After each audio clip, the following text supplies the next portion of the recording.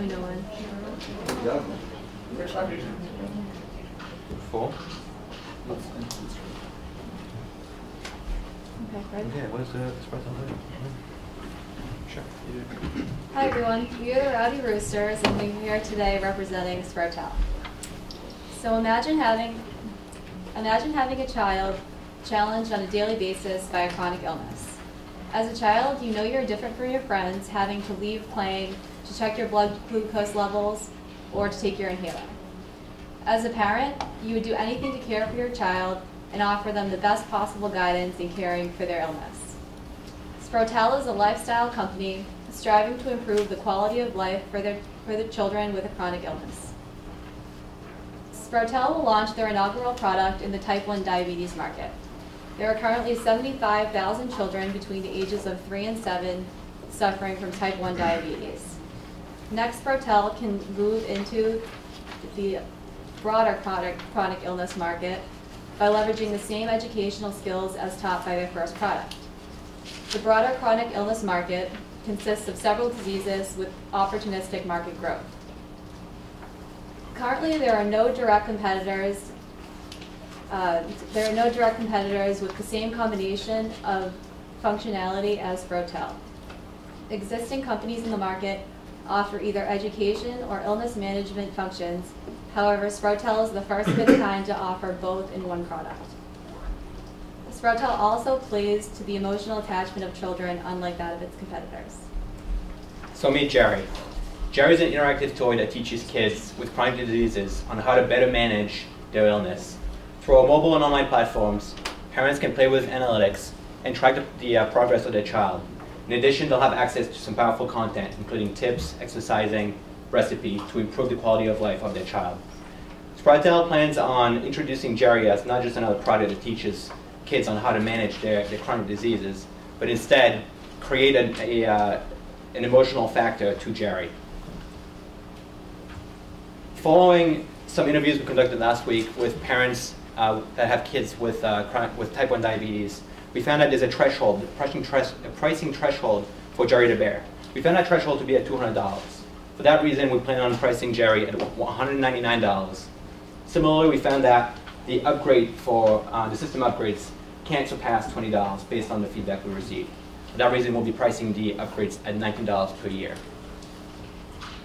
Moving on to marketing, this is our year 1 marketing plan. We plan on being a socially responsible company, and therefore we'd like to devote 5% of our profits to research and nonprofit organizations. We believe this will enhance our standing amongst consumers as well as with our partners, who are a key resource of information to parents who have children that suffer with type 1 diabetes. Initially, we plan on having a very modest marketing budget. We first would like to test which strategies and channels are most effective in reaching our consumers. Some low risk and low cost techniques would be online mobile banner ads, trade publications, search engine optimization, cost per click advertising, as well as developing our current relationship with social media sites as well as forums. We also plan on hiring a public relations firm in year 4 once we begin expanding into other segments. We'd also plan on offering a 30-day free trial in order to allow consumers to feel and see Jerry before committing to it. Our research indicates that it's important for these terms of the trial to be very easy to sign up for, as well as for the pricing to be transparent. Our research also indicated that it's very important to engage consumers early on in order to increase the chance of converting them into paying customers. We will communicate with customers through a variety of channels, and very often, one of these channels includes utilizing a coach to gather feedback from customers, as well as troubleshooting with them. And you can also utilize the feedback to cross-reference it with data gathered from the bear in order to make assumptions on how to improve the product. So these are our 5-year financial projections for Sprotel.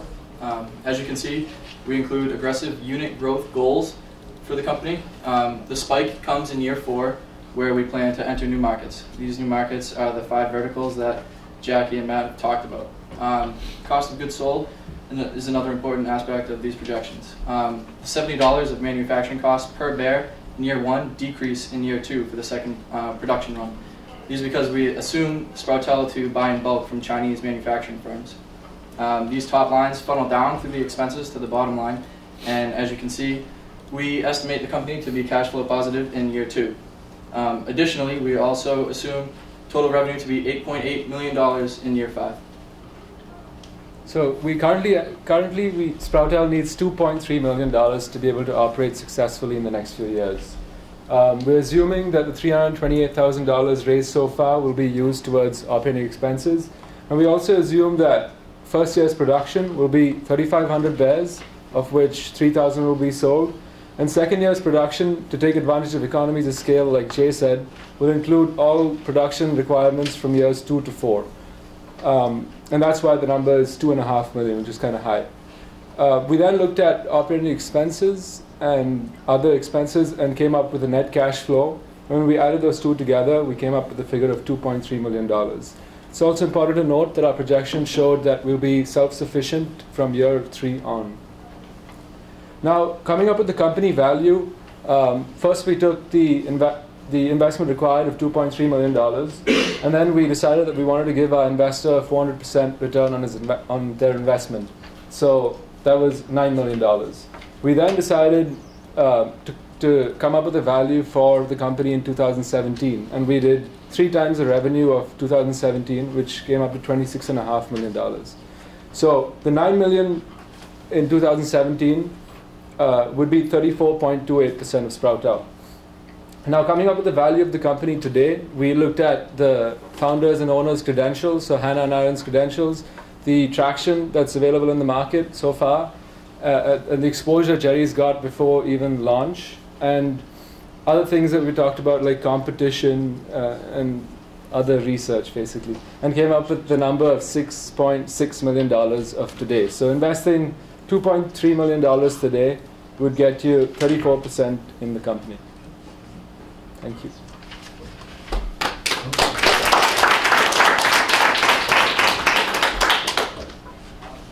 Good job. I have a question in I think it's your second slide. You show that there's 75,000 in diabetes versus 8 million in these other diseases, but you don't say which disease you're going into next. And that kind of carries through to your financials. I'm sort of not clear where in your revenue model you're kicking into a new disease, if at all. Well, we to get to the 25,000 units, we know we have to enter a new market. We can't rely only on type 1 diabetes. So depending on what market makes most sense at the time, what we want to present is that there's opportunities within other markets, obesity being the highest with asthma, I think. And so we want to show that there is an opportunity to enter a new market. We didn't identify one versus another based on, I mean, all of them are growing markets, all of them have a pretty significant size. Mm-hmm. I think Sproutel can play in all of them eventually, but we didn't make that clear because we didn't decide ourselves. So, but we did want to say that they need, yes, I mean, we would need to enter into a new market in order to get to those units. Mm-hmm. That makes sense. We also we assume the production run in year 2 would be for, like Himanshu said, would be for 14, 15, and 16. So no Chinese manufacturer is going to give you small runs for the next 5 years, as you can probably already know. So with that, we assumed a decrease in COGS. Gotcha. The other question is, when you do a competitive analysis of the players, you pit us against Leapfrog and Omnipod. Yeah. And I'm really curious why Omnipod's up there, because that's like an insulin delivery device.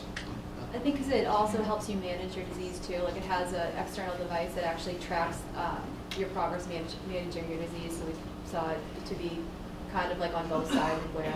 We don't see them as, neither of them as being direct competitors. No. We don't think that you have one in the market right now. So we wanted to look at who else does something similar. Obviously none of them do, all of the above. Gotcha. And also, Omnipod controls the dosage of insulin, and Jerry helps teach children how to control the dosage of children, so there is one common attribute. But like we said, there's not really a direct competitor, so we had to search behind that. Sweet. Can you, for your software upgrade model, are you expecting people to buy this like monthly? Or no, we said $19 on average once a year. Once a year. People, I mean, from what we discussed, we talked to a couple families, and people are reluctant to want to. They feel like when you invest $200 in a product, you shouldn't have to spend. Yeah, so we moved away from the bottle subscription based on your feedback as well, and then but we did find out that the $200 and the $39 for the upgrade was too high, based on what people were willing to pay. And they use a $20 threshold a lot of the time. They said if it was a little bit below 20, that seems like something they wouldn't have to put too much thought in, as opposed to 39. It's sort of, maybe I'll think about it later and I'll get it at a different time. And then, what do you hit as the total lifetime value of a customer? That's a good question. We didn't really, we discussed doing it, we didn't do it.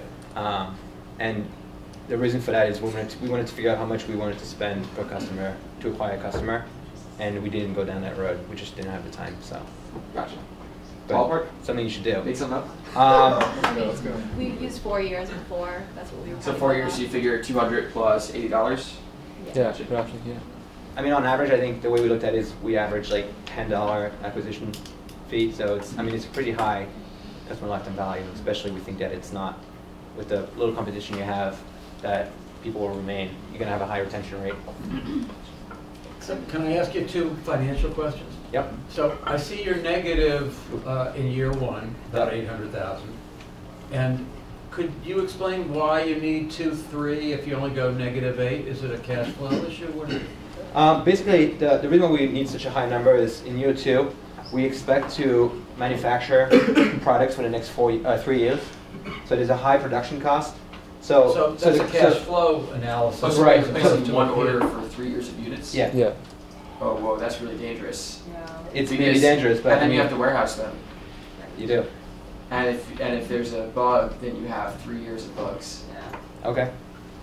Okay, So, I mean, let's assume that Okay, yeah, 2 million. Yeah. Okay, so now let's go to the, so I give you 2.3 and explain to me, how much do I get back? So I get investment required, 2.3. you get Yeah, you 9 get 9 back. I get 9 million back. in 5 years, yeah. My share. So I get a 3.